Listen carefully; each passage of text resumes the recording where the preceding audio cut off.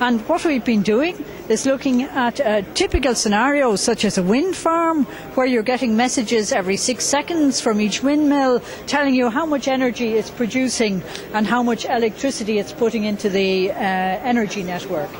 Here you can see a typical wind farm. It's producing a varying amount of electricity depending on how strongly the wind is blowing, and you have to compensate to keep the network stable. If the wind is blowing a lot, you reduce the power from the conventional power stations.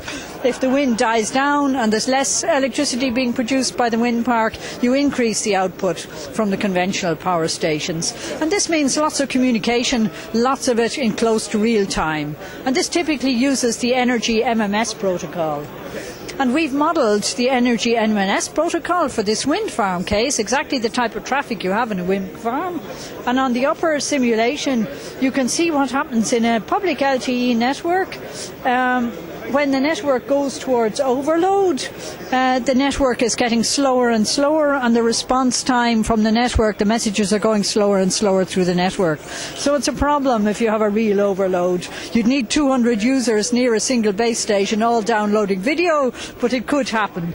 But the other option is that you prioritise the energy traffic, the traffic which is going between the wind park and its windmills. And if you prioritise the energy traffic, you see that in the same overload situation, the network performance is much, much better. It's a 10-to-1 improvement, and your energy traffic goes through even in a very heavy network overload situation.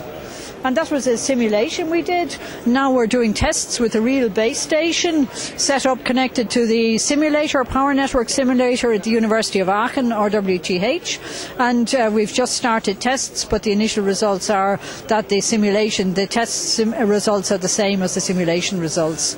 And we're interested to talk to utilities who might be interested to use LTE public networks with the prioritisation of their traffic and to set up such scenarios in real situations.